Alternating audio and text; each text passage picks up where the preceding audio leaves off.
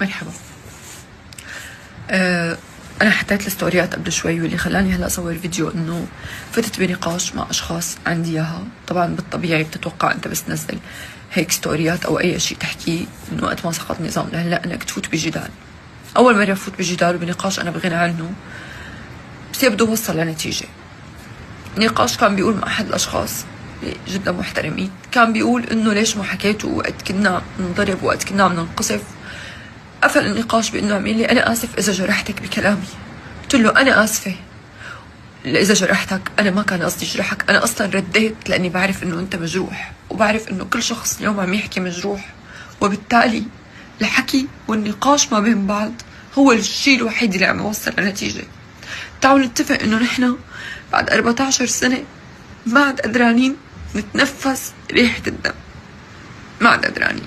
حقيقة اللي صار امبارح وهدول اليومين يلي مضوا مني انا من شاهد عيان، بغض النظر قديش اللي عم يسمعني بيوثق برأيي او لا، او بيعرف توجهاتي بالاساس او لا، بغض النظر حتى عن توجهاتي، انا انسان ما له علاقه بشيء كان موجود لحد امبارح بالليل، وانا بين اهلي وناسي تحاصرت، علقت بالصدفه كنت طالعه على التصوير، وانا عم اقول لحد امبارح بالليل واهلي شاهدين على هذا الكلام: يا رب تنصر الامن على كل واحد حامل سلاح لصالح مصالح خارجيه. كلنا بنعرف انه عم يدب فتنه بحجه طائفه معينه وماسك سلاحه، لانه انا هلا حاليا مثل كثير كتار بهالبلد، كثير كتار شبعوا من ريحه الدم ضد اي بني ادم يحمل سلاح باي حق إن يكن، سلاح مع دوله وبس.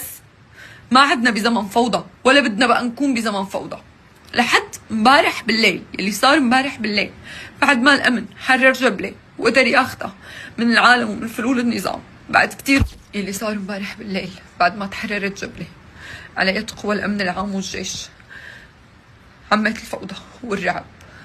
الناس ببيوتها صاروا يقتحموا البيوت، شيشان واجانب وتكفيريين سوريين، وليسوا تكفيريين وليسوا سوريين، بس هن بالاصل سوريين، فاتوا على البيوت. في ناس اندبحت ببيتها من كل الطوائف، واهل المدينه هلا اللي عايشين بكل طوائفها بيعرفوا تماما انه انا اللي عم قوله صح، لانه الناس صارت تخبي بعضها عن بعضها، لانه انا اليوم تعرضت لاطلاق نار لاني عم صور وعم اقول له انا عم صورك، خذ السياره بس انا عم صورك، بس لتعرف سبني واطلق نار باتجاه البيت.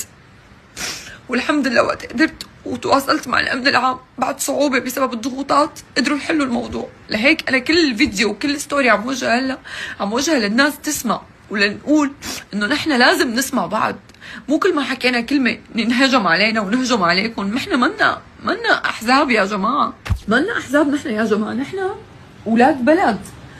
يلي عانى قعد بالبلد، ويلي عانى طلع برات البلد. والنقاش اللي دار ما بيني وبين الشخص اليوم اللي انا عن جد بتشكره من قلبي، قال لي نحن كنا عم ننقصف كمان. قلت له معك حق وبفهمك، بالوقت اللي نحن ما كنا قادرين نحكي فيه لانه كنا نخاف انه ننحبس او نخاف على اهلنا. نحن بالزلزال ب100 معس نقدر ننزل على الادلب، واللي عايش بسوريا بيعرف هذا الكلام، وبيعرف انه كان يبعث مساعدات بالسر لانه ما بنسترجي. هلا كمان ما بدنا بقى نسترجي، لا بدنا نسترجي. وشو حقنا؟ انا بعد اللي شفته اليوم حقي رصاصه، وحقك رصاصه اذا سكتت، لانه انا يا سيد احمد الشرع، وهي المسج موجهه لك شخصيا. هل انا مضطره اخاف من شيشاني على الحاجز مثل ما كنت خاف من الروسي والايراني؟ هل انا مضطره احط على راسي حجاب؟ اذا مضطره فقلي ما في مشكله، انا بعيش تحت قوانين البلد اللي بدكم اياها، لانه هي بلدي ما رح اقدر اتركها، بس كونوا واضحين معنا. برجع بقول وبكرر انه اهل المدينه بكل طوائفه تعرضوا للاذى وللرعب امبارح واليوم الصبح لحد ما فات الامن العام.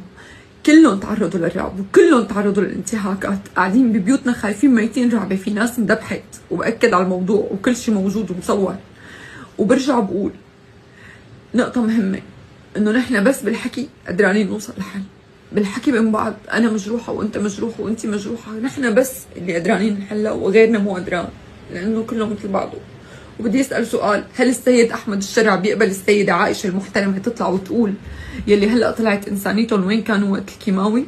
هل انت بتحب انه هي تشبه يلي عم يصير هلا والحرب ضد فلول النظام باللي كان يعمله المجرم بشار الاسد وقت الكيماوي؟ اذا انت شايف انه هذا التشبيه صحيح، فلتبقى السيده عائشه المحترمه على راس عملها.